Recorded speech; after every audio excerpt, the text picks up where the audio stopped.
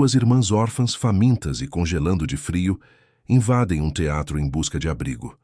Elas imploram para cantar e tocar em troca de comida e são humilhadas diante de uma plateia cruel. Mas um homem poderoso interrompe tudo ao reconhecer nelas o rosto de um amor perdido. Se esta história te interessou, não se esqueça de se inscrever no nosso canal e diga-nos de que cidade você nos está vendo. Continuamos. A cidade de São Paulo acordava naquela manhã de agosto com o frio cortante que só o inverno paulistano conhece. O vento soprava entre os prédios da região central, carregando consigo o cheiro de café das padarias e a pressa dos trabalhadores que enchiam as calçadas. Mas em meio a toda essa agitação, duas meninas pequenas caminhavam devagar, abraçadas uma à outra, com os pés descalços tocando o asfalto gelado e os olhos assustados diante de um mundo que parecia grande demais para elas. Helena e Beatriz tinham apenas 5 anos quando tudo mudou. Até aquele inverno cruel, viviam com a mãe, Mariana, numa pensão modesta no bairro do Brás.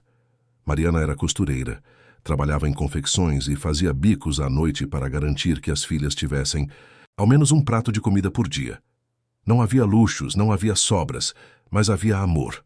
Um amor imenso que transbordava nos abraços apertados antes de dormir, nas canções de ninar que Mariana inventava para embalar as gêmeas, e no jeito carinhoso com que ela penteava os cabelos idênticos das meninas todas as manhãs.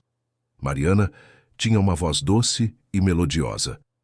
Mesmo cansada depois de horas debruçada sobre a máquina de costura, encontrava energia para cantar enquanto preparava o jantar ou arrumava o pequeno cômodo onde viviam. Helena e Beatriz cresceram embaladas por aquelas melodias e, desde muito cedo, demonstravam um interesse natural pela música. Cantavam junto com a mãe, batucavam nas panelas velhas da cozinha e inventavam ritmos com qualquer objeto que encontravam. A vida era dura, mas era delas. Até que uma noite de julho, quando o frio se intensificou de maneira brutal, tudo desmoronou. Mariana havia perdido o emprego na confecção 2 semanas antes. Uma máquina quebrada, um erro que não foi dela, mas a culpa recaiu sobre seus ombros mesmo assim. Sem o salário fixo, passou a depender apenas dos bicos que escasseavam no inverno. O dinheiro do aluguel atrasou, e o dono da pensão, um homem sem paciência para histórias tristes, as despejou sem cerimônia numa tarde cinzenta. Com 2 malas velhas e as filhas pela mão, Mariana saiu em busca de abrigo. Bateu na porta de conhecidos, procurou igrejas, tentou abrigos públicos que estavam lotados. A noite caiu rápido e o frio se tornou insuportável. As meninas tremiam, encolhidas dentro dos casacos finos que não bastavam para aquele inverno. Mariana as puxou para um vão entre 2 prédios abandonados no centro da cidade. Um lugar que ao menos bloqueava parte do vento cortante. Ali, sentada no chão de concreto gelado, Mariana abraçou as filhas com toda a força que tinha. Tirou seu próprio casaco e cobriu as duas, envolvendo-as com o corpo para transferir o pouco de calor que ainda restava nela. As meninas choravam baixinho, com medo, com frio, mas a mãe cantava. Cantava baixinho, sussurrando nos ouvidos delas, prometendo que tudo ia ficar bem, que aquilo era só uma noite ruim e que amanhã o sol ia brilhar mais forte. Mas o sol não brilhou para Mariana. Quando a manhã chegou, Helena e Beatriz acordaram ainda abraçadas à mãe, mas algo estava diferente. Mariana não se mexia, não respondia aos chamados. Seu corpo estava rígido, gelado, mas seus braços ainda envolviam as filhas com firmeza, como se mesmo no último suspiro tivesse lutado para protegê-las do frio impiedoso. As meninas não entendiam. Chacoalhavam a mãe, imploravam para que acordasse, choravam desesperadas. Passantes começaram a se aproximar. Alguém chamou uma ambulância, e logo Helena e Beatriz foram separadas do corpo de Mariana por mãos estranhas que tentavam explicar algo que elas não conseguiam compreender. A mãe tinha partido, tinha ido embora para sempre, deixando apenas uma lembrança e um pequeno broche dourado em forma de nota musical que sempre usava preso ao casaco. Uma assistente social pegou o broche das mãos trêmulas de Mariana e entregou às meninas. Era tudo o que restava. Aquele pedaço de metal dourado era a única coisa tangível que ainda conectava Helena e Beatriz à mulher que tinha sido tudo para elas. As semanas que se seguiram foram um borrão confuso de rostos desconhecidos, papeladas intermináveis e mudanças constantes. Sem família conhecida, sem documentos que comprovassem algum parente vivo, as gêmeas foram encaminhadas para o primeiro de uma série de abrigos que marcariam sua infância. O Lar São Francisco ficava na zona leste de São Paulo, num prédio antigo e úmido, que abrigava quase 50 crianças em situação de abandono ou vulnerabilidade. Os quartos eram superlotados, com beliches enferrujados, espremidos uns contra os outros. O cheiro de mofo impregnava as paredes descascadas, e a comida era pouca e sem gosto. Mas o pior não era a estrutura precária. O pior era o vazio, a ausência de afeto, de atenção, de alguém que olhasse para elas e visse mais do que apenas mais duas crianças problemáticas. Helena e Beatriz eram inseparáveis. Dormiam na mesma cama, dividiam o mesmo prato, choravam juntas quando a saudade da mãe apertava demais. À noite, abraçadas debaixo do cobertor fino, sussurravam as canções que Mariana costumava cantar, tentando manter viva a memória da voz doce que tinha sido seu porto seguro. Os primeiros meses no abrigo foram de adaptação forçada. As outras crianças já tinham seus grupos, suas alianças, e não viam com bons olhos a chegada de duas gêmeas quietas e assustadas. Havia brigas por comida, disputas por espaço, e as funcionárias do abrigo mal davam conta de organizar a rotina básica, quanto mais oferecer apoio emocional individualizado. Foi nesse ambiente hostil que Helena e Beatriz descobriram um refúgio inesperado: a música. A 3 quarteirões do abrigo ficava uma escola municipal de música, uma construção antiga, mas bem cuidada, onde crianças e adolescentes da região tinham aulas de canto, instrumentos e teoria musical. As janelas da escola ficavam sempre abertas e o som dos ensaios escapava pelas grades, espalhando-se pela vizinhança. Toda a tarde, quando as atividades obrigatórias do abrigo terminavam, Helena e Beatriz escapavam para a calçada em frente à escola de música. Sentavam-se ali, encostadas no muro, e ficavam horas ouvindo. O som do piano as transportava para outro lugar, um lugar onde não havia frio, nem fome, nem solidão. As vozes dos corais infantis ecoavam como um chamado, e as gêmeas fechavam os olhos, absorvendo cada nota, cada melodia, cada harmonia. Sem perceber, começaram a reproduzir o que ouviam.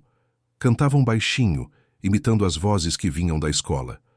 Batucavam ritmos nas coxas, tentando acompanhar o compasso das músicas, e quando voltavam para o abrigo, continuavam cantando, inventando harmonias entre si, uma completando a voz da outra de forma natural e instintiva. As outras crianças do abrigo achavam aquilo estranho.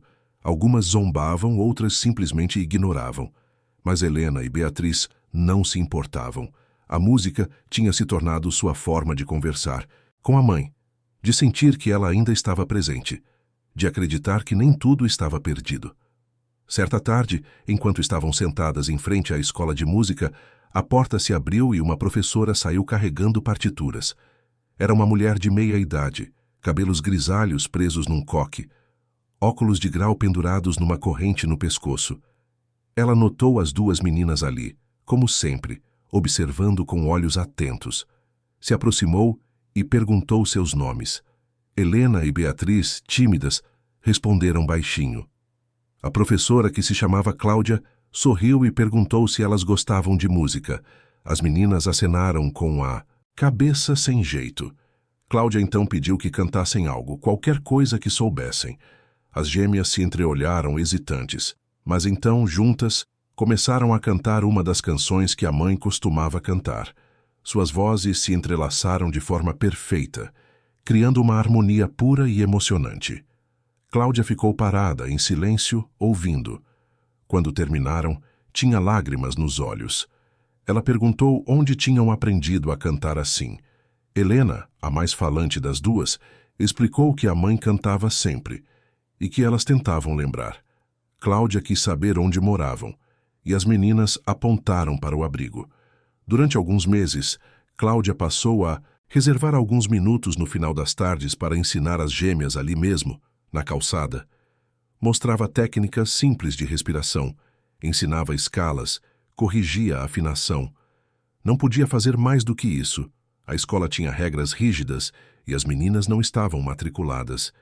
Mas aqueles minutos eram suficientes para acender uma chama dentro delas. Helena e Beatriz floresceram. Suas vozes, antes intuitivas, ganharam técnica. Aprenderam a controlar o timbre, a sustentar notas longas, a harmonizar com precisão. E quando Cláudia mencionou que a escola tinha um piano antigo que ninguém usava muito, as meninas imploraram para ao menos vê-lo. Cláudia cedeu. Numa tarde de sábado, quando a escola estava vazia, permitiu que entrassem. Levou-as até uma sala pequena nos fundos, onde um piano vertical de madeira escura descansava encostado na parede. Estava desafinado, algumas teclas emperravam, mas para Helena e Beatriz era o instrumento mais bonito que já tinham visto. Cláudia mostrou as notas básicas, como a posição das mãos, a postura correta, e então deixou que explorassem. Beatriz, sempre mais quieta e observadora, se sentou no banquinho e pressionou algumas teclas. O som que saiu era imperfeito, mas mágico. Helena ficou ao lado, cantando enquanto a irmã tocava. Foi o começo de algo especial. Sempre que podiam, escapavam para a escola de música e Cláudia, num gesto de bondade rara, permitia que praticassem. As meninas absorviam tudo como esponjas. Beatriz desenvolvia uma habilidade incrível ao piano, tocando de ouvido melodias que escutava apenas uma vez. Helena, por sua vez, tinha uma voz potente e emocionante, capaz de arrancar lágrimas de quem ouvia. Mas o mundo não é feito só de bondade. E a realidade logo voltou a bater à porta. Quando Helena e Beatriz completaram 7 anos, o Abrigo São Francisco recebeu a visita de uma família interessada em adoção. Eram um casal de meia-idade, sem filhos, que desejavam uma menina para criar.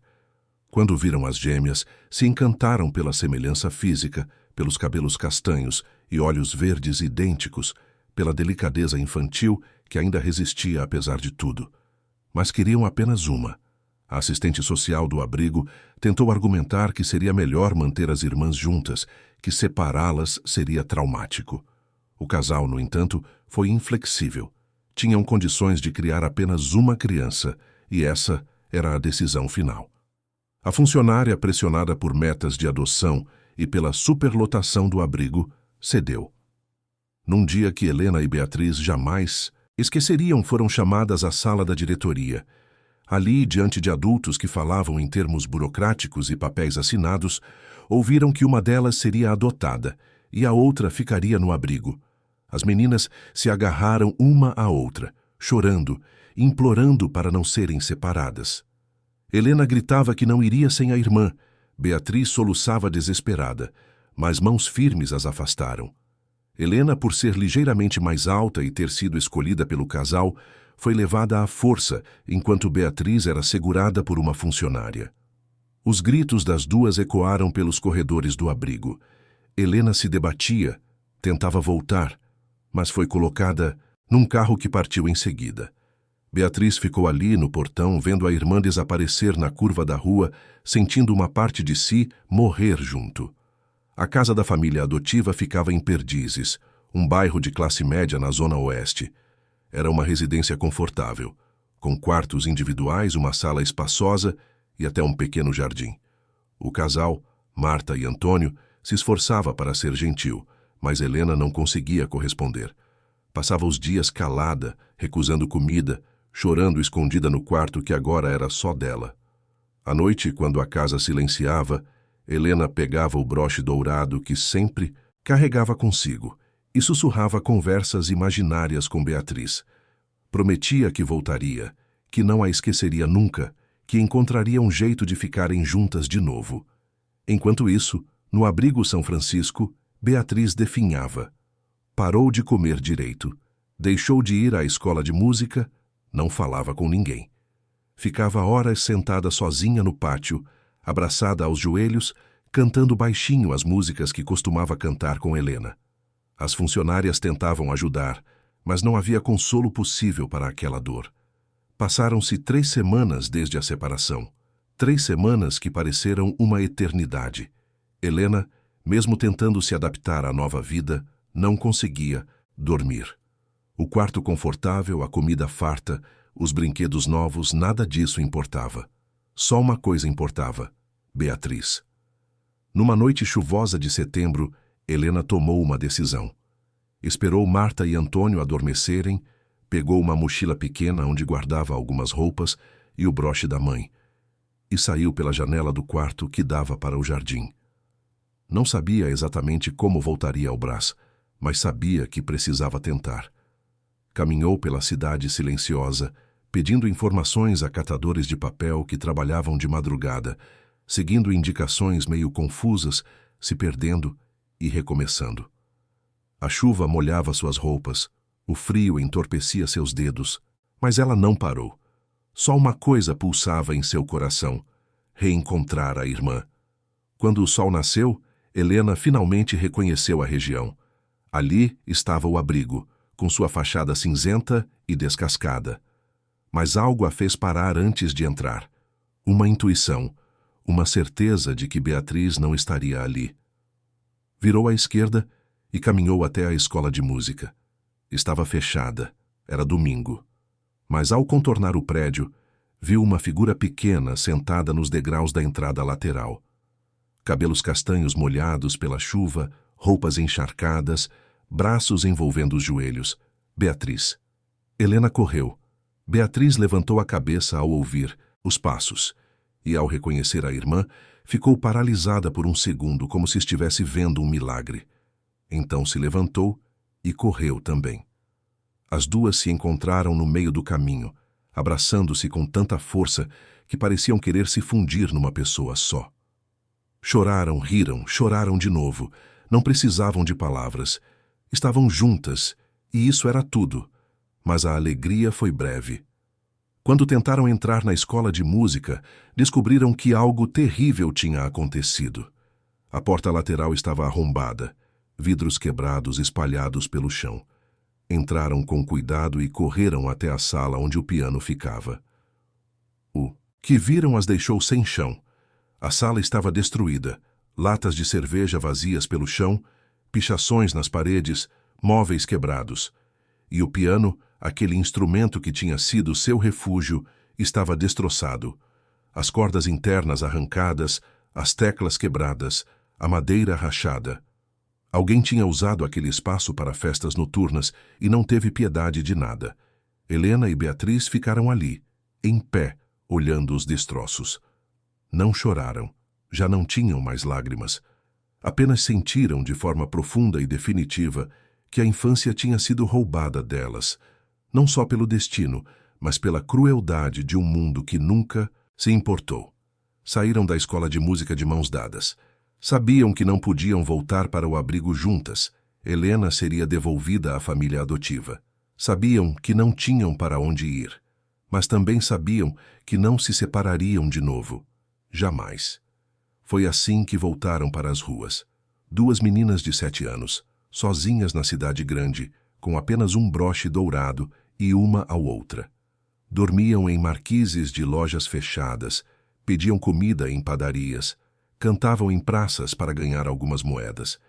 As pessoas passavam por elas sem olhar direito, apenas mais 2 crianças invisíveis entre tantas outras. Mas elas tinham algo que a maioria não tinha. Tinham música. E tinham uma promessa silenciosa que fizeram na noite em que se reencontraram. Nunca desistiriam de sonhar. Nunca deixariam que o mundo apagasse a última chama de esperança que ainda ardia dentro delas. Os meses se arrastaram. Helena e Beatriz aprenderam a sobreviver nas ruas de São Paulo. Conheceram outros meninos e meninas em situação parecida, dividiram comida quando tinham, se protegeram mutuamente dos perigos que espreitavam a cada esquina. Cantavam todos os dias, às vezes em frente a restaurantes, outras vezes nas estações de metrô.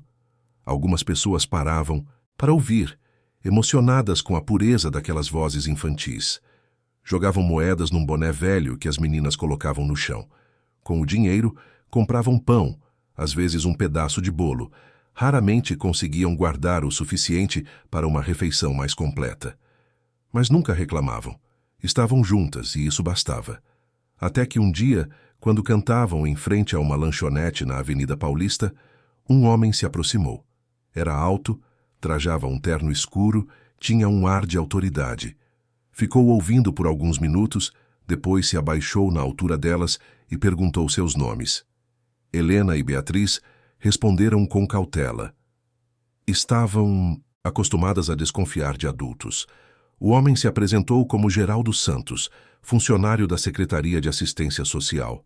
Disse que conhecia muitas crianças em situação de rua e que podia ajudá-las. Falava com um sorriso que não alcançava os olhos, uma gentileza falsa que as meninas não souberam identificar naquele momento. Geraldo ofereceu comida, disse que conhecia um lugar onde poderiam dormir com segurança, prometeu até conseguir documentos novos para elas. Helena e Beatriz, cansadas, com fome, aceitaram acompanhá-lo. Foi o começo de um novo pesadelo. Mas isso elas só descobririam mais tarde, quando já fosse tarde demais para voltar atrás. Geraldo Santos não era o que parecia ser.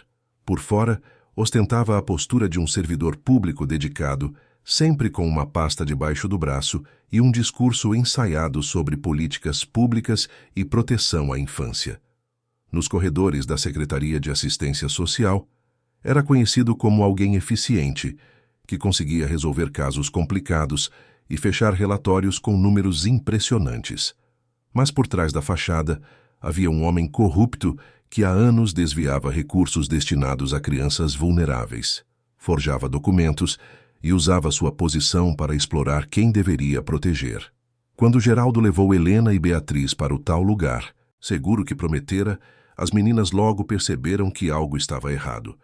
Era um galpão abandonado na Zona Norte, onde outras crianças de rua se amontoavam. Não havia camas, apenas colchões velhos espalhados pelo chão.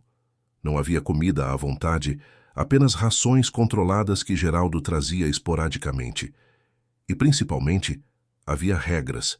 As crianças precisavam trabalhar, vender bugigangas nos sinais, fazer pequenos furtos em feiras livres, recolher materiais recicláveis e entregar tudo a Geraldo.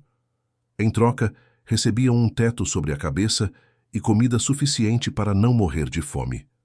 Quem reclamasse ou tentasse sair era ameaçado. Geraldo conhecia gente na polícia, dizia ele. Conhecia gente nos abrigos. Poderia fazer com que as crianças sumissem do mapa, sem ninguém para procurar por elas. Helena e Beatriz se viram presas numa armadilha. Não podiam voltar para os abrigos oficiais sem serem separadas de novo. Não tinham documentos, não tinham ninguém que respondesse por elas. E Geraldo sabia exatamente como mantê-las sob controle, com medo e dependência. Mas as gêmeas não perderam sua essência. Mesmo naquele ambiente hostil, continuavam cantando. À noite, quando Geraldo ia embora e as crianças se recolhiam aos seus cantos, Helena e Beatriz se sentavam juntas e cantavam baixinho. Era sua forma de resistir, de lembrar que ainda eram humanas, que ainda tinham algo que ninguém podia roubar. Algumas das outras crianças se aproximavam para ouvir. Meninos e meninas de idades variadas, cada um com sua história de abandono e sofrimento. A música das gêmeas trazia um momento de paz naquele inferno cotidiano. Um garoto chamado Rafael, que tinha apenas 9 anos, mas parecia muito mais velho pelos olhos cansados, ficou amigo delas. Protegia as meninas quando alguns dos adolescentes mais velhos tentavam intimidá-las, dividia sua comida nos dias em que Geraldo se atrasava com os mantimentos. Rafael sabia coisas sobre Geraldo que as meninas ainda não tinham descoberto. Contou numa noite fria que o funcionário forjava relatórios sobre as crianças que passavam por ali. Dizia às autoridades que tinha encaminhado todos para lares adotivos ou para famílias de acolhimento. Na verdade, mantinha todos trabalhando para ele, desviando o dinheiro que deveria ser investido em assistência social. Ninguém procurava aquelas crianças porque, oficialmente, já tinham sido resgatadas. Helena ficou revoltada. Beatriz, sempre mais calada, apenas apertou a mão da irmã. Sabiam que precisavam sair dali, mas não tinham como. Eram pequenas demais, vulneráveis demais. Os meses se arrastaram naquela rotina sufocante. Helena e Beatriz foram obrigadas a sair para as ruas, vender balas em cruzamentos movimentados, pedir dinheiro em pontos estratégicos da cidade. Geraldo controlava tudo.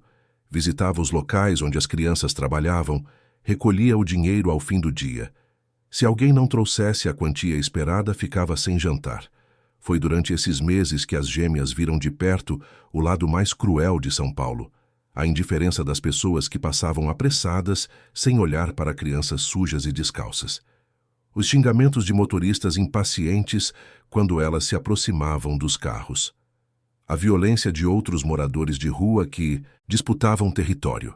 A humilhação constante de ser tratada como lixo, como se não tivesse valor, como se não fosse gente. Mas também viram pequenos gestos de bondade que as impediam de perder completamente a fé na humanidade. Uma senhora que parava todos os dias para dar uma fruta. Um padeiro que, no fim do expediente, entregava os pães que sobrariam. Uma jovem estudante que sentou-se ao lado delas na calçada e conversou como se fossem pessoas de verdade, perguntando seus nomes, seus sonhos, suas histórias. Helena, sempre mais expansiva, falava sobre música, sobre como ela e Beatriz cantavam, sobre o piano que um dia tocaram, sobre o sonho de um dia se apresentarem num palco de verdade, para pessoas que quisessem ouvir de coração aberto. A estudante, emocionada, deu às meninas um pequeno cartaz amassado que tinha na mochila. Era um anúncio de um concerto que aconteceria em 2 semanas no Teatro Municipal de São Paulo. A Orquestra Sinfônica do Estado se apresentaria com obras clássicas e um coral infantil convidado. Helena guardou aquele cartaz como se fosse um tesouro. À noite mostrou para Beatriz. Ficaram olhando aquela imagem do teatro imponente, com suas escadarias de mármore e lustres de cristal, e sonharam. E se conseguissem entrar ali? E se pudessem mostrar sua música para aquelas pessoas elegantes? Talvez alguém as notasse. Talvez alguém as ajudasse de verdade. Beatriz achou que era impossível. Elas eram apenas 2 meninas de rua, sujas, maltrapilhas, sem documentos, sem ninguém. Quem as deixaria entrar num lugar daqueles? Mas Helena não desistia fácil. Desde que a mãe tinha partido, desde que foram separadas e se reencontraram, desde que sobreviveram a tanto, Helena tinha desenvolvido uma teimosia feroz. Uma recusa em aceitar que a vida seria sempre assim. E então, veio o inverno de novo. 2 anos inteiros tinham se passado desde a morte de Mariana. Helena e Beatriz agora tinham 7 anos, mas pareciam mais velhas pela dureza que a vida tinha gravado em seus rostos infantis. E aquele inverno foi particularmente brutal. As temperaturas em São Paulo despencaram. As noites se tornaram insuportáveis. O galpão onde dormiam tinha goteiras, correntes de vento que atravessavam as frestas e poucos cobertores para dividir entre tantas crianças. Geraldo aparecia cada vez menos, deixando todos à própria sorte por dias seguidos. A fome também apertou. Não havia comida suficiente. As crianças brigavam pelos restos, escondiam pedaços de pão para não dividir. Helena e Beatriz, sempre juntas, dividiam tudo o que conseguiam, mas estava ficando cada vez mais difícil. Passaram 3 dias sem comer nada além de água e alguns biscoitos velhos que Rafael conseguiu roubar de uma lixeira de supermercado. Foi numa dessas noites de fome e frio intenso que Helena olhou para o cartaz amassado do Teatro Municipal, que mantinha escondido debaixo do colchão. A data do concerto era dali a 2 dias. 2 noites apenas. Ela acordou Beatriz, que dormia inquieta ao seu lado, e sussurrou seu plano. Iriam até o teatro. Tentariam entrar. Pediriam uma chance, de cantar só uma chance. Em troca, implorariam por comida, um prato quente, um pedaço de pão, qualquer coisa. Não podiam continuar assim. Precisavam tentar. Beatriz hesitou. Tinha medo. Medo de serem enxotadas, humilhadas, machucadas. Mas Helena segurou sua mão e disse algo que a mãe costumava dizer. Precisamos acreditar que existe bondade no mundo. Mesmo quando tudo parece perdido, precisamos acreditar. Beatriz cedeu. No dia do concerto, as duas saíram cedo do galpão, antes que Geraldo aparecesse para designar as tarefas do dia. Caminharam pela cidade, seguindo as placas de trânsito, perguntando direções, até chegarem ao centro. E ali estava ele. O Teatro Municipal de São Paulo, imponente, majestoso, com suas colunas neoclássicas, vitrais coloridos e uma escadaria ampla que levava à entrada principal. Pessoas elegantes começavam a chegar, mulheres de vestidos longos, homens de terno e gravata, todos conversando animadamente enquanto subiam os degraus. Helena e Beatriz se entreolharam. Subitamente, sentiram o peso de sua aparência. Roupas rasgadas e sujas, cabelos emaranhados, unhas quebradas, pés descalços e feridos. Pareciam duas criaturas de outro mundo, completamente fora daquele cenário de luxo. Mas a fome era mais forte que a vergonha. Helena respirou fundo, segurou a mão de Beatriz e as duas subiram a escadaria. A cada degrau, sentiam os olhares de julgamento das pessoas ao redor. Algumas franziam o nariz, outras afastavam-se como se as meninas fossem contagiosas. Quando chegaram à porta principal, 2 seguranças uniformizados imediatamente bloquearam sua passagem. Um deles, um homem grande de expressão dura, perguntou de forma ríspida o que elas queriam ali. Helena, com a voz trêmula, mas decidida, explicou que queriam falar com alguém responsável, que podiam cantar em troca de comida. O segundo segurança riu. Um riso cruel, debochado. Disse para as meninas irem embora, que aquele não era lugar para pedintes. Quando Helena insistiu, ele as empurrou levemente, fazendo com que perdessem o equilíbrio e quase caíssem escada abaixo. Beatriz começou a chorar baixinho. Helena sentiu a raiva subir, mas engoliu. Não podiam desistir. Desceram as escadas e começaram a contornar o prédio, procurando outra entrada. Havia uma lateral onde caminhões de carga estavam estacionados. Funcionários vestidos de preto carregavam instrumentos musicais e equipamentos para dentro do teatro. A porta dos fundos estava entreaberta, sem ninguém vigiando naquele momento. Helena olhou para Beatriz. Era agora ou nunca.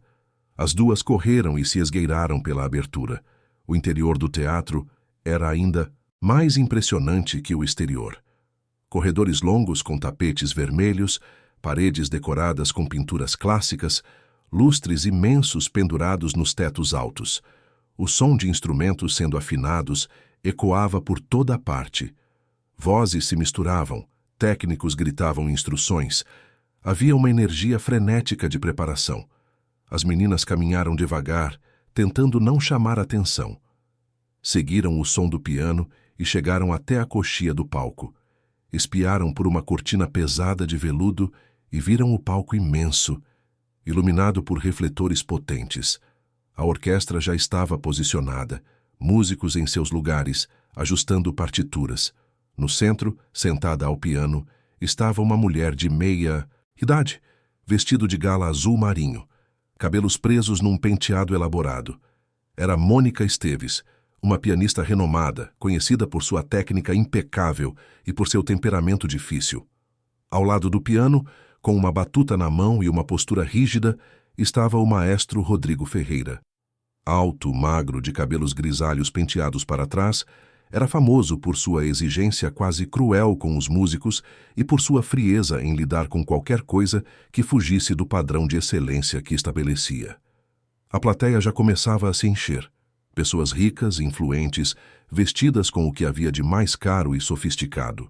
Conversavam sobre investimentos, viagens internacionais, eventos sociais. Para eles, aquela noite era apenas mais uma entre tantas. Um evento cultural onde podiam ser vistos, fotografados, admirados. Helena apertou a mão de Beatriz. Não havia mais volta. Respiraram fundo e caminharam para o centro do palco. O silêncio que se seguiu foi ensurdecedor. Todos os músicos pararam o que estavam fazendo. O maestro levantou a cabeça, incrédulo. A pianista virou-se no banco com uma expressão de choque e repulsa.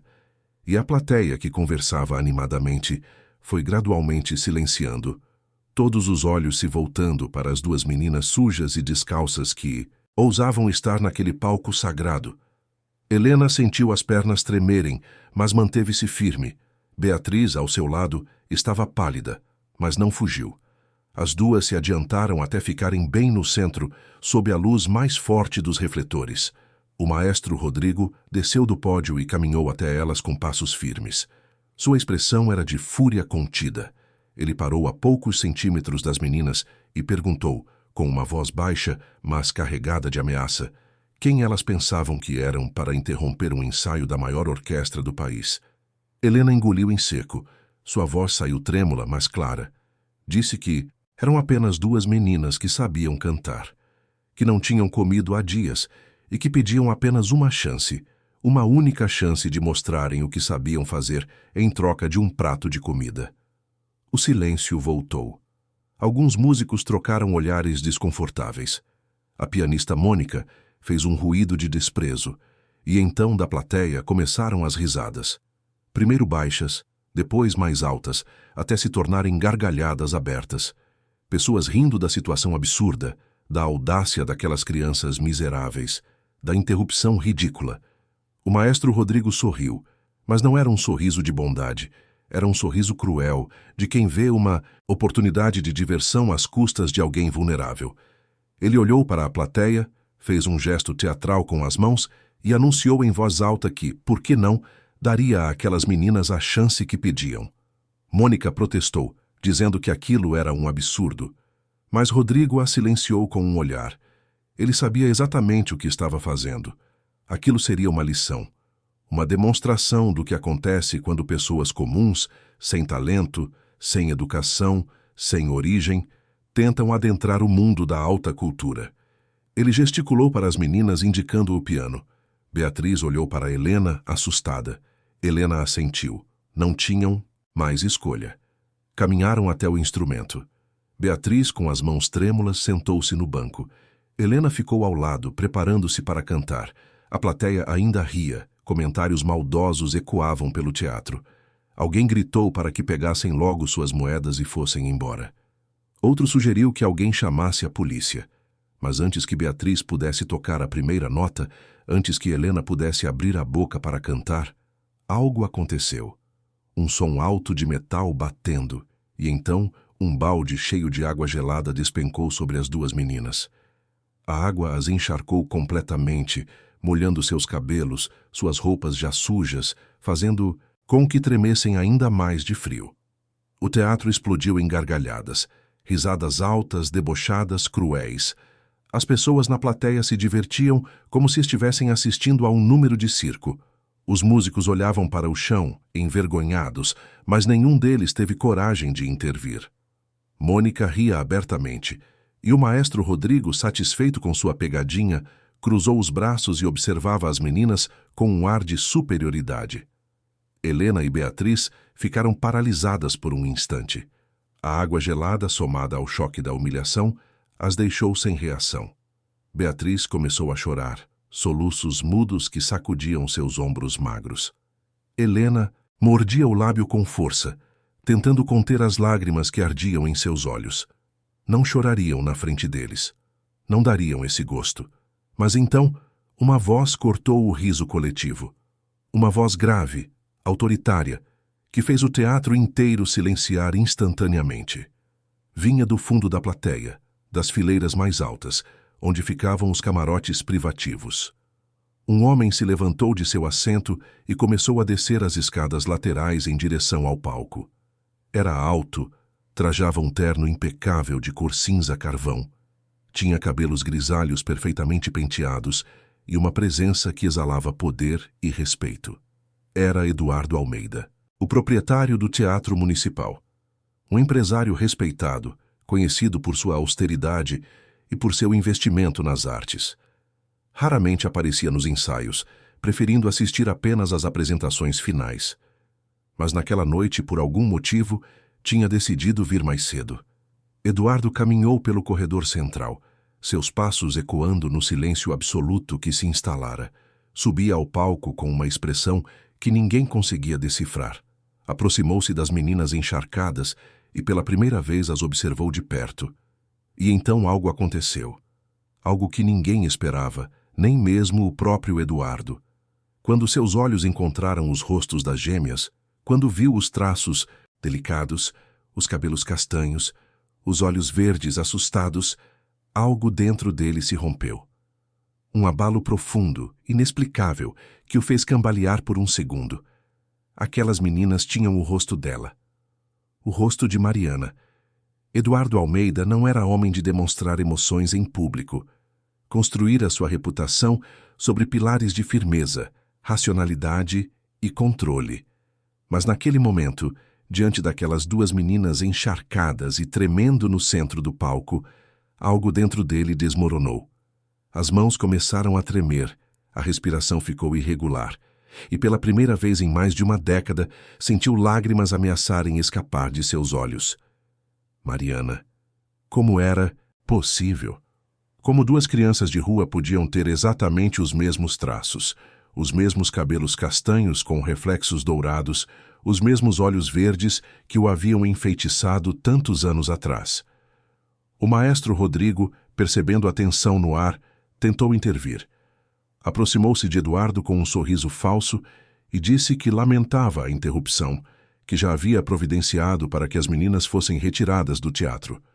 Mas Eduardo o interrompeu com um gesto seco da mão. Sua voz, quando finalmente saiu, estava carregada de uma emoção que surpreendeu a todos. Ele exigiu saber quem tinha autorizado aquela humilhação. Quem tinha a audácia de jogar água gelada em duas crianças famintas e assustadas. O silêncio que se seguiu foi pesado. Ninguém se atreveu a responder. Eduardo repetiu a pergunta, agora com mais força, sua voz ecoando pelas paredes do teatro. Foi um dos técnicos de palco quem finalmente admitiu. Disse, gaguejando, que tinha sido ideia do maestro. Uma brincadeira para ensinar às meninas uma lição sobre respeito e hierarquia. Eduardo virou-se para Rodrigo com uma expressão que fez o maestro recuar um passo. Mas Eduardo não tinha tempo para lidar com aquilo ainda. Sua atenção voltou-se completamente para as meninas. Tirou seu próprio casaco, um sobretudo de lã italiana, e cobriu os ombros das duas. Helena e Beatriz olhavam para ele sem entender o que estava acontecendo. Quem era aquele homem? Por que os olhava daquela forma? Por que parecia tão abalado? Eduardo se ajoelhou diante delas, ficando na mesma altura. Perguntou seus nomes, e quando Helena respondeu, sua voz trêmula dizendo que eram Helena e Beatriz, ele fechou os olhos por um longo momento. Então, com cuidado, perguntou sobre a mãe delas. Como ela se chamava? Onde estava? Beatriz, que raramente falava com estranhos, foi quem respondeu dessa vez. Disse que a mãe se chamava Mariana, que ela tinha partido numa noite de inverno há muito tempo, que ela as amava muito e que cantava canções bonitas. Eduardo sentiu o mundo girar. Mariana. A confirmação que ele temia e desejava ao mesmo tempo. Pediu que as meninas esperassem ali no palco e que ninguém as tocasse. Sua voz tinha um tom de comando que ninguém ousou desafiar. Então voltou-se para o teatro lotado e, pela primeira vez em todos aqueles anos, decidiu contar sua história. 20 anos atrás, Eduardo Almeida era um jovem herdeiro de uma família tradicional de São Paulo. Tinha tudo o que o dinheiro podia comprar. Educação nas melhores escolas, viagens pelo mundo, um futuro garantido nos negócios da família. Mas não tinha paixão, não tinha propósito, não tinha vida de verdade. Até conhecer Mariana. Era uma tarde de domingo, num pequeno parque na Zona Leste. Eduardo tinha ido ali por acaso, fugindo de mais um almoço enfadonho com a família. E lá estava ela, sentada num banco, cantando baixinho enquanto costurava algo. Tinha uma voz doce, pura, que o fez parar e ouvir. Quando ela levantou os olhos e sorriu, tímida, ele soube que nunca mais seria o mesmo. Começaram a se encontrar em segredo. Mariana era de origem humilde, trabalhava em confecções para sustentar a si mesma. Não tinha família, havia crescido em orfanatos.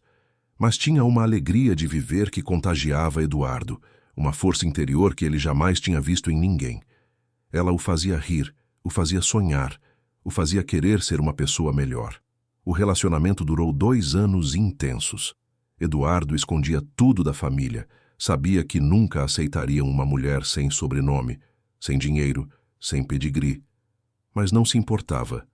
Planejava fugir com ela, casar em segredo, começar uma vida nova longe das expectativas familiares. Mas a família descobriu. E quando isso aconteceu, usaram todos os recursos ao alcance para separar o casal.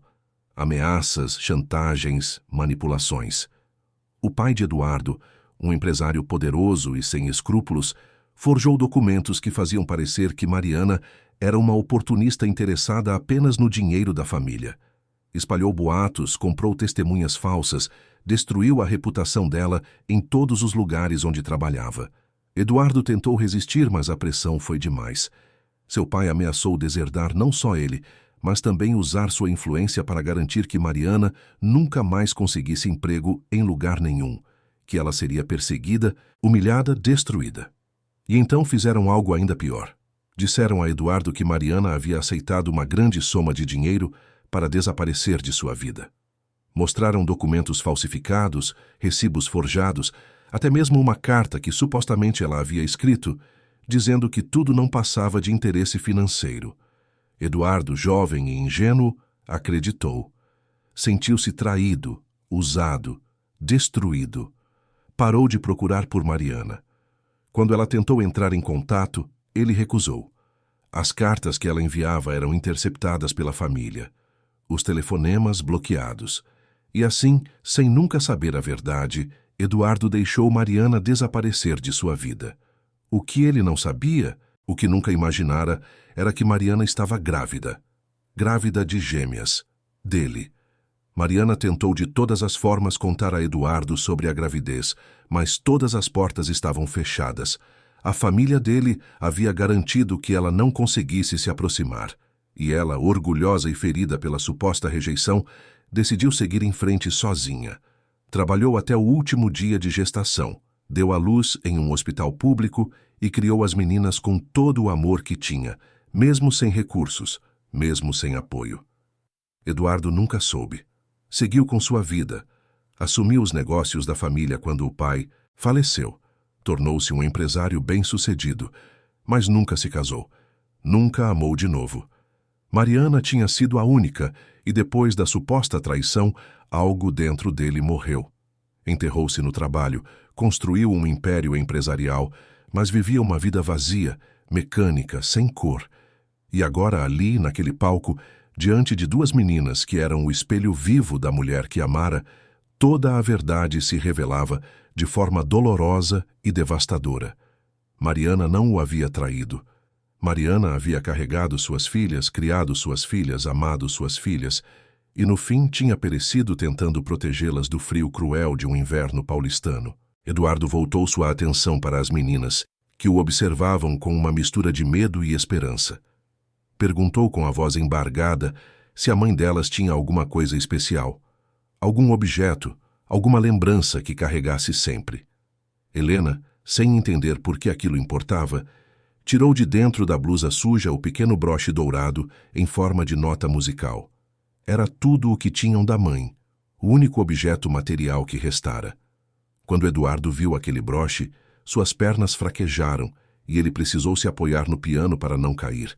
Tinha sido ele quem dera aquele broche a Mariana, num aniversário dela, quando ainda estavam juntos, quando ainda acreditavam que o amor bastava. Mariana nunca o tirara, usava sempre preso ao casaco, dizendo que era seu amuleto de sorte, a prova física de que alguém a amava de verdade. Não havia mais dúvidas. Aquelas meninas eram suas filhas, filhas que nunca soube que existiam, que cresceram na miséria, que sobreviveram a horrores inimagináveis, enquanto ele vivia em sua torre de marfim, cego para o sofrimento que poderia ter evitado se apenas tivesse lutado mais, se não tivesse acreditado nas mentiras da família. Eduardo ajoelhou-se novamente diante de Helena e Beatriz. Suas mãos tremiam quando segurou as mãos pequenas e geladas das meninas. Sua voz era apenas um sussurro quando finalmente disse as palavras que mudaram tudo. Ele disse que era pai delas, que tinha amado a mãe delas mais do que tudo no mundo, que tinha sido enganado, manipulado, afastado, que nunca soube da existência delas, mas que agora sabia, e que jamais, jamais as abandonaria novamente. Helena e Beatriz olharam uma para a outra, depois de volta para Eduardo. Não entendiam completamente o que aquilo significava. Pai? Aquele homem era seu pai? Como era possível? Onde ele estava quando... A mãe morreu? Onde estava quando passaram fome? Onde estava quando foram separadas, humilhadas, exploradas? As perguntas ficaram suspensas no ar. Eduardo viu a confusão, a desconfiança nos olhos das meninas e soube que tinha um longo caminho pela frente para reconquistar a confiança que a vida tinha destruído nelas. Mas não importava quanto tempo levasse, ele faria de tudo para compensar os anos perdidos. Levantou-se e virou-se para a plateia, que permanecia em silêncio chocado. Sua voz, quando falou, estava carregada de uma raiva contida que fez todos recuarem. Ele disse que aquele teatro, aquele palco, aquele espaço que deveria ser dedicado à arte e à cultura, havia se tornado o cenário de uma das maiores crueldades que já havia testemunhado. Que pessoas que se diziam educadas, cultas, superiores, haviam rido da humilhação de duas crianças famintas. Que tinham aplaudido a maldade como se fosse entretenimento. Apontou para o maestro Rodrigo e para a pianista Mônica. Disse que estavam demitidos ali mesmo, naquele instante. Que não toleraria ter em seu teatro pessoas capazes de tamanha desumanidade. Rodrigo tentou protestar, alegando sua reputação, seus anos de serviço, mas Eduardo o cortou com um olhar gelado. Disse que reputação construída sobre a humilhação dos vulneráveis não valia nada. Que talento sem humanidade era apenas técnica vazia, sem alma. E que se a orquestra inteira compartilhava daqueles valores, então que se retirassem todos, porque ele reconstruiria aquele lugar do zero, mas com pessoas que soubessem o real significado da arte. Alguns músicos baixaram os olhos envergonhados.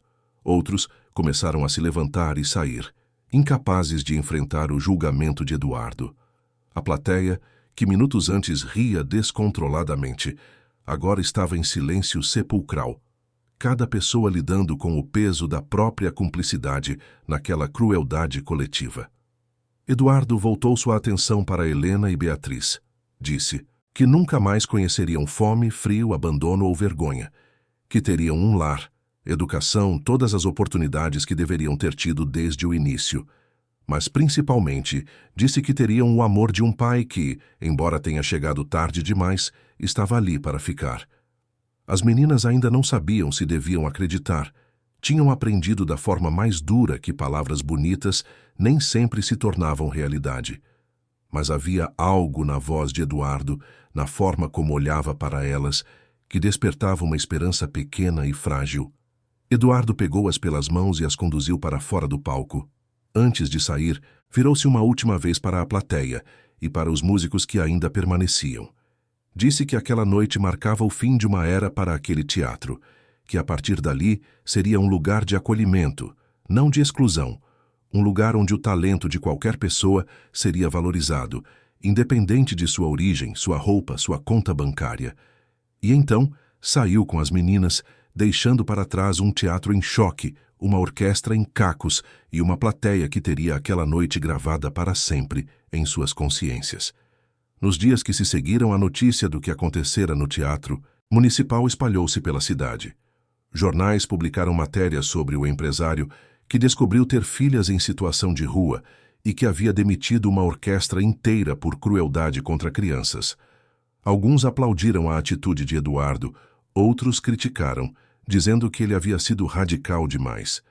Mas Eduardo não se importava com opiniões. Tinha uma missão agora, e nada o desviaria dela.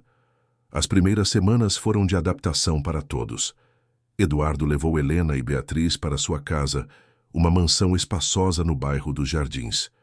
As meninas, acostumadas a dormir em colchões sujos de galpões abandonados, agora tinham um quarto enorme, com camas macias, cobertores quentes, brinquedos que nunca haviam sonhado ter. Mas a transição não foi fácil. Helena e Beatriz acordavam sobressaltadas no meio da noite, achando que tudo não passava de um sonho. Comiam rapidamente, com medo de que a comida acabasse. Escondiam pedaços de pão debaixo do travesseiro, como faziam nas ruas. Custaram a confiar nos empregados da casa, fugiam quando alguém se aproximava muito rápido. Eduardo entendeu que a cura levaria tempo. Contratou psicólogas especializadas em trauma infantil, que começaram a trabalhar com as meninas para ajudá-las a processar tudo o que haviam vivido. Aos poucos, Helena e Beatriz começaram a se abrir, a contar histórias, a chorar pelas perdas, a expressar a raiva e a confusão que sentiam.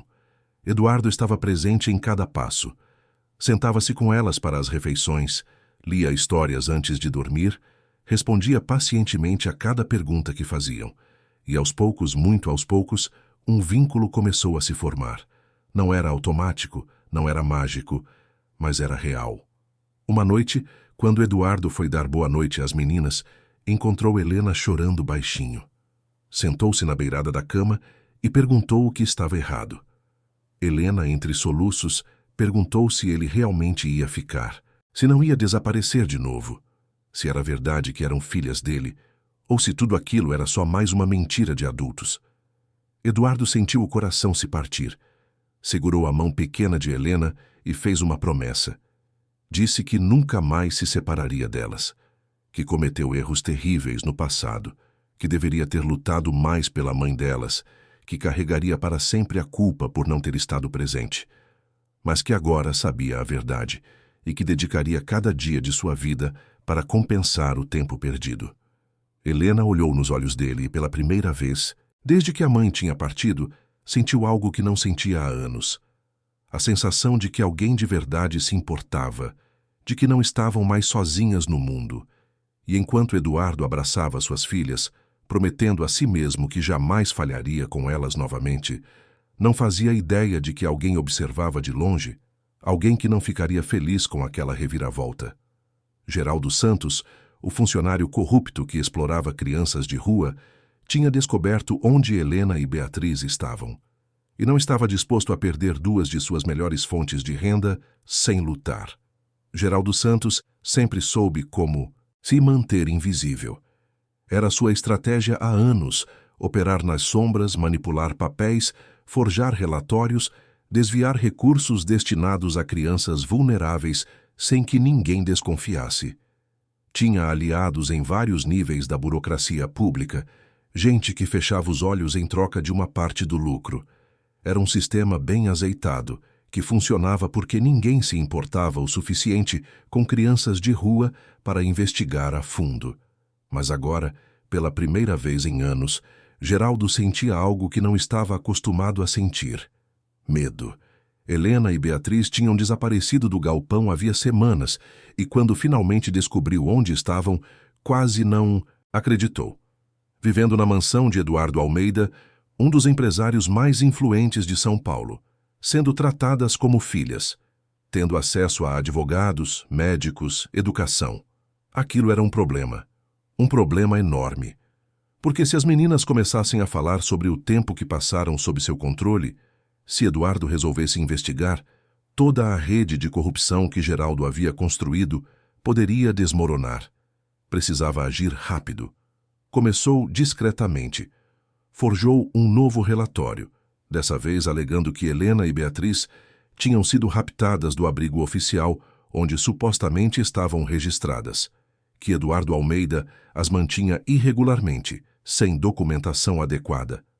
Levou o relatório a um juiz corrupto que conhecia, alguém que já tinha ajudado a encobrir outras irregularidades no passado.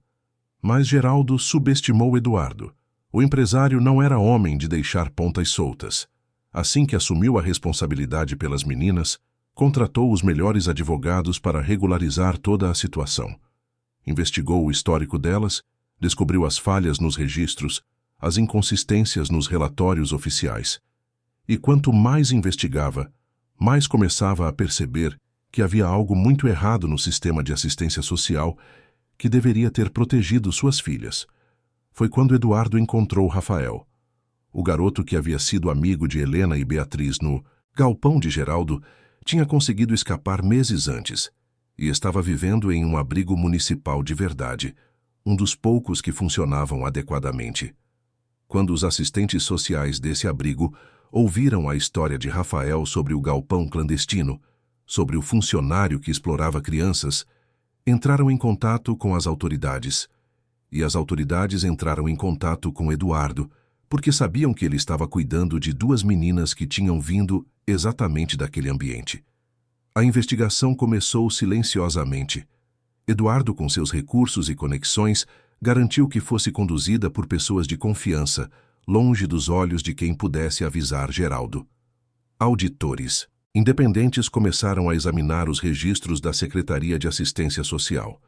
Advogados analisaram documentos. Investigadores particulares seguiram Geraldo discretamente. O que descobriram foi pior do que imaginavam.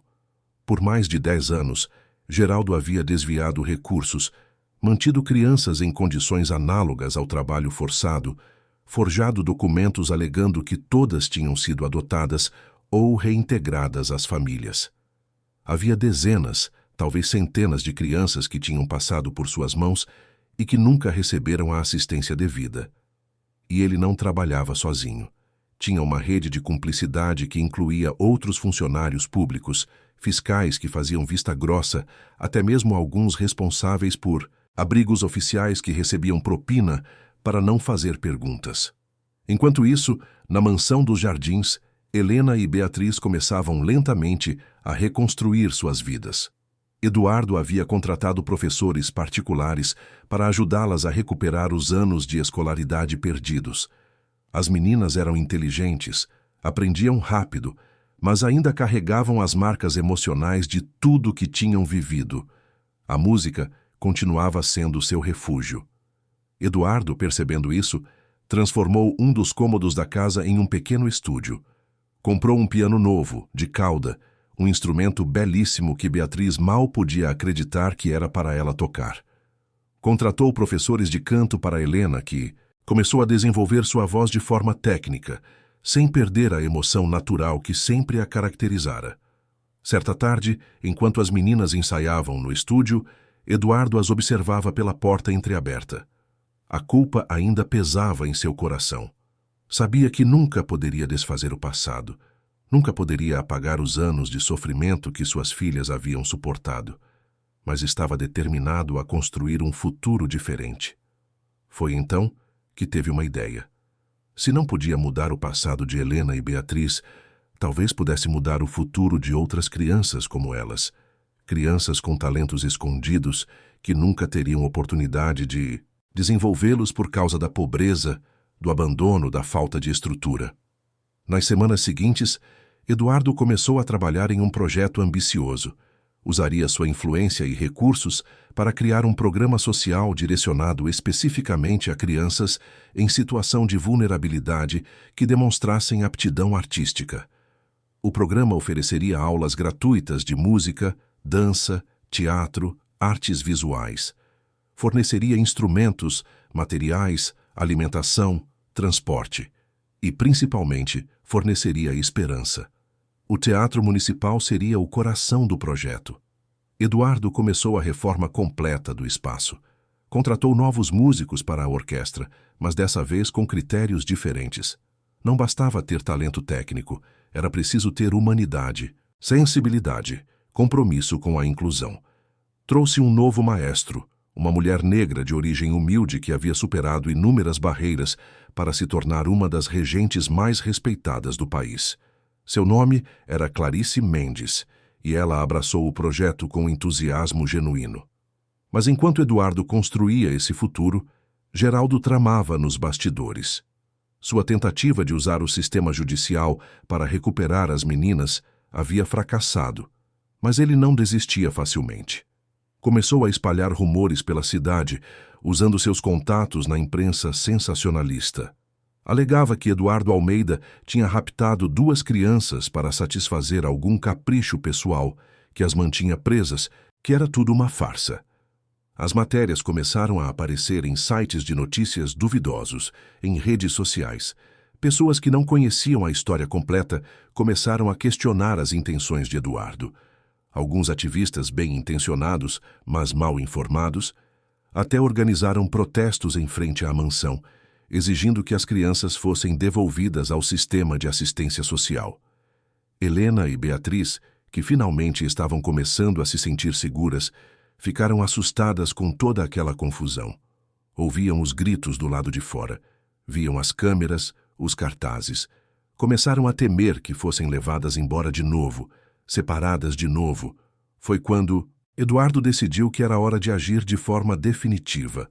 Reuniu toda a documentação que seus investigadores haviam coletado sobre Geraldo e sua rede de corrupção.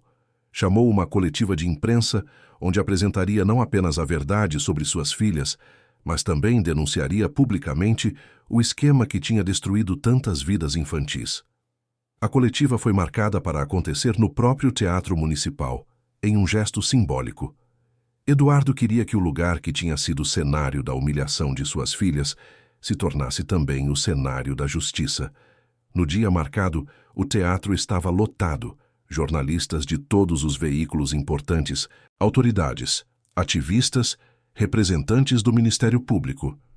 E Eduardo, pela primeira vez, apresentou Helena e Beatriz ao público, mas de forma respeitosa, protegendo suas identidades com roupas discretas e mantendo-as ao fundo do palco. Contou a história completa, seu relacionamento com Mariana, a manipulação de sua família, o desaparecimento dela, a descoberta das filhas, o estado em que as encontrou. Apresentou documentos, fotos, provas de tudo o que dizia. E então passou para a segunda parte, a denúncia contra Geraldo Santos. Projetou na tela do teatro documentos comprovando os desvios, as crianças que haviam sumido do sistema, os relatórios forjados. Apresentou depoimentos gravados de Rafael e de outras crianças que tinham sido exploradas. Mostrou fotos do galpão onde mantinham as crianças, as condições subhumanas, a completa ausência de dignidade. O impacto foi imediato. Câmeras de TV transmitiram tudo ao vivo. As redes sociais explodiram com a revelação. O Ministério Público, que estava presente, anunciou ali mesmo que abriria investigação formal. A Polícia Federal foi acionada para investigar a rede de corrupção que se estendia por vários órgãos públicos. Geraldo Santos, que assistia à coletiva pela televisão no seu apartamento modesto, soube que estava acabado.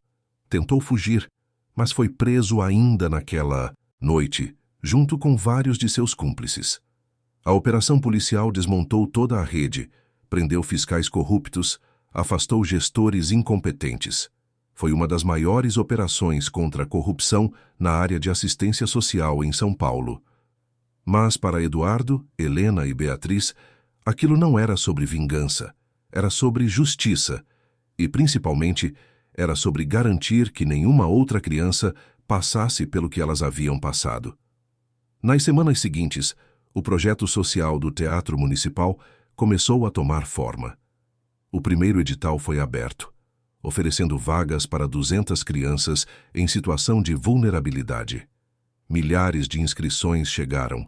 Famílias pobres, crianças de abrigos, adolescentes em situação de rua, todos querendo uma chance. Helena e Beatriz participaram do processo de seleção, não como avaliadoras, mas como testemunhas. Queriam estar lá, ver com os próprios olhos outras crianças recebendo a oportunidade que elas quase não tiveram. E quando viram os rostos ansiosos, os olhos esperançosos, sentiram que a dor pela qual haviam passado ganhou um novo significado. A primeira turma começou as aulas 3 meses depois da coletiva.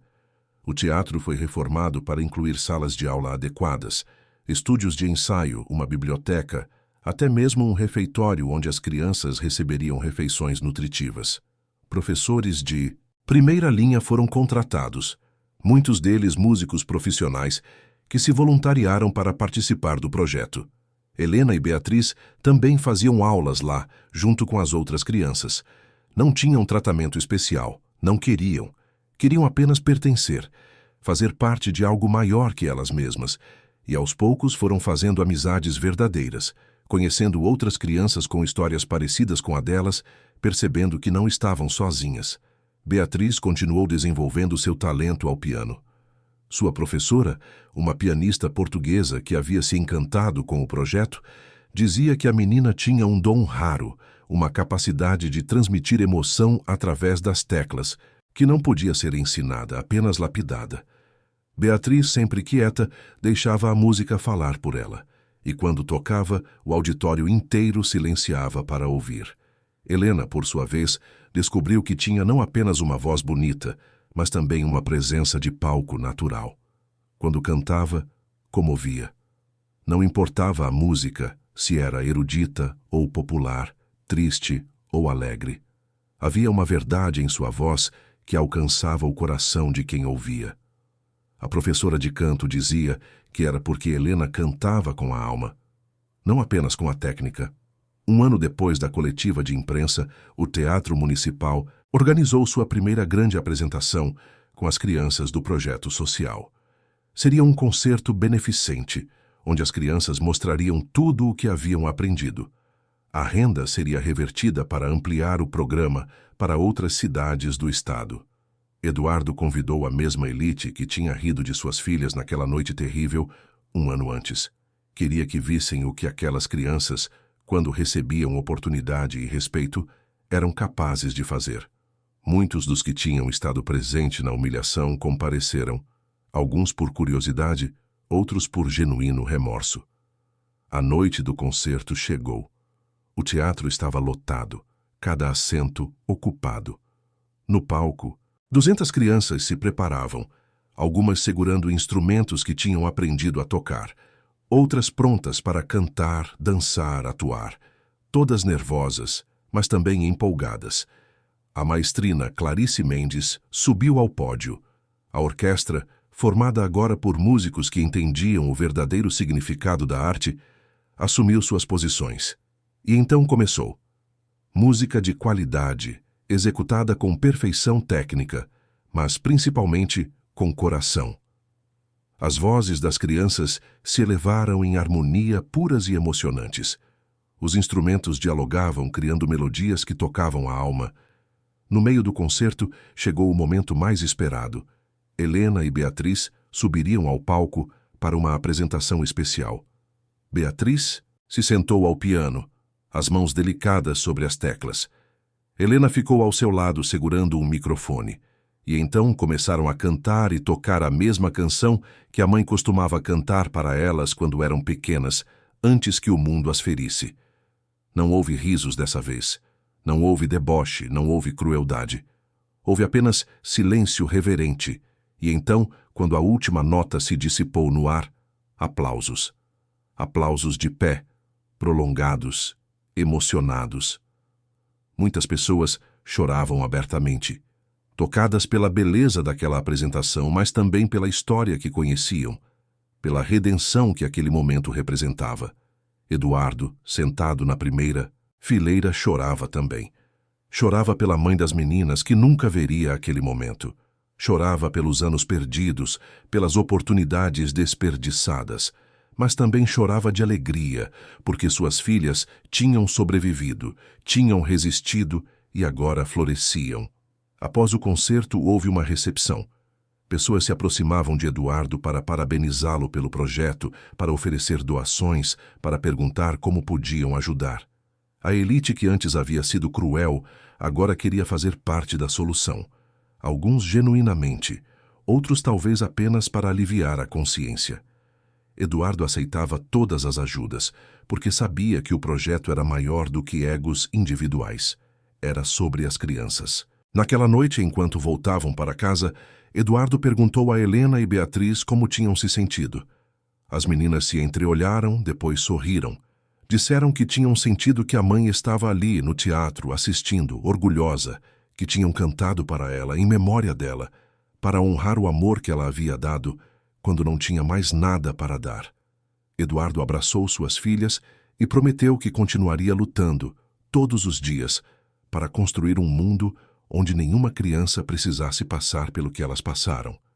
Onde talento não fosse privilégio de quem nasceu em berço de ouro, mas direito de todos que tivessem o dom e a vontade de aprender. Os anos seguintes foram de crescimento. O programa se expandiu para outras cidades, depois para outros estados. Milhares de crianças passaram pelas aulas, e muitas delas se tornaram profissionais da área artística, provando que o talento existe em todos os cantos, esperando apenas por uma oportunidade. Helena e Beatriz continuaram estudando música, mas nunca perderam a humildade. Sabiam de onde tinham vindo, sabiam quantas crianças ainda estavam nas ruas. Invisíveis, esquecidas. E quando completaram 15 anos, começaram a participar ativamente do projeto, não só como alunas, mas como mentoras das crianças mais novas. Contavam suas histórias não para buscar pena, mas para inspirar, para mostrar que era possível sobreviver à tempestade, era possível reconstruir depois da destruição, era possível sonhar mesmo quando tudo parecia perdido. E, principalmente, para lembrar que cada criança, não importa sua origem, sua roupa, sua condição social, é um ser humano completo, com direito à dignidade, oportunidade e amor. Eduardo nunca se casou, nunca teve outros filhos. Helena e Beatriz eram suficientes, eram tudo. Dedicou o resto de sua vida a elas e ao projeto que criara. E quando, anos depois, perguntaram em uma entrevista se não se arrependia de ter desistido de parte de sua vida empresarial para se dedicar às filhas e ao trabalho social, ele respondeu que não tinha do que se arrepender. Disse que tinha desperdiçado muitos anos vivendo uma vida vazia, perseguindo coisas que não importavam. Mas que suas filhas, mesmo chegando tarde, mesmo através da dor, tinham lhe dado a coisa mais preciosa que existe, um propósito verdadeiro. E que se pudesse voltar no tempo, teria lutado mais por Mariana, teria sido mais corajoso, teria desafiado a família, teria estado presente para suas filhas desde o começo. Mas, como não podia mudar o passado, garantiria que o presente e o futuro fossem diferentes. Para Helena, para Beatriz e para cada criança que cruzasse seu caminho. Helena se tornou cantora lírica, reconhecida nacionalmente por sua voz emocionante e por sua dedicação a causas sociais.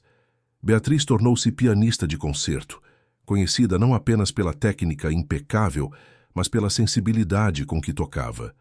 As duas continuaram inseparáveis, apresentando-se juntas sempre que possível, suas vozes e melodias se entrelaçando da mesma forma mágica que sempre fizeram. E sempre, antes de cada apresentação, seguravam juntas o pequeno broche dourado em forma de nota musical que havia pertencido à mãe. Era seu ritual, sua forma de lembrar de onde vieram, do amor que as sustentou nos dias mais escuros e da mulher que deu tudo, até o último suspiro, para protegê-las. A história de Helena e Beatriz não teve um final feliz no sentido tradicional, porque a dor do passado nunca desapareceu completamente. As cicatrizes permaneceram, as lembranças difíceis ainda as visitavam em pesadelos ocasionais. Mas teve um final de esperança, de prova de que é possível reconstruir, de que o amor pode vencer a crueldade, de que cada pessoa merece uma segunda chance. E, principalmente, teve um final que fez diferença. Porque a história delas inspirou mudanças reais. Leis foram criadas para fortalecer a fiscalização de programas de assistência social. Mais recursos foram destinados à cultura e educação para crianças vulneráveis. O Teatro Municipal de São Paulo se tornou referência nacional em inclusão artística. Quantas outras crianças com talentos escondidos foram finalmente vistas? Quantas vozes que seriam silenciadas pelo abandono e pela miséria agora cantavam, tocavam, criavam? Quantas famílias foram reconstruídas não pelo sangue, mas pelo amor e pela escolha de não desistir? Essas perguntas ecoam até hoje, e a resposta está em cada criança que recebe uma oportunidade, em cada talento que floresce apesar das adversidades, em cada voz que se recusa a ser silenciada. Porque, no fim, a história de Helena e Beatriz não é apenas delas. É de todas as crianças que ainda esperam para serem vistas, ouvidas, amadas. É um lembrete de que por trás de cada rosto sujo, de cada roupa rasgada, de cada pedido nas esquinas, existe um ser humano completo, com sonhos, talentos e um potencial infinito que apenas aguarda a chance de se revelar. E enquanto houver pessoas dispostas a olhar além das aparências, a enxergar a humanidade onde outros veem apenas estatísticas, a acreditar que todos merecem dignidade, haverá esperança. Uma esperança que canta, que toca, que resiste e que, contra todas as probabilidades, vence. Fim da história. Queridos ouvintes, esperamos que a história de Helena e Beatriz tenha tocado o seu coração. Se você se emocionou com essa jornada de dor, superação e esperança, deixe seu like, inscreva-se no canal e conte nos comentários o que mais te marcou nessa narrativa. Todos os dias, trazemos histórias intensas como essa, que revelam o lado mais profundo da alma humana, que nos lembram da importância da empatia e da segunda chance. Cada história é uma janela para entendermos melhor a nós mesmos e ao mundo ao nosso redor. Te esperamos no próximo episódio, com mais uma história que vai mexer com suas emoções e te fazer refletir sobre o que realmente importa na vida. Até breve.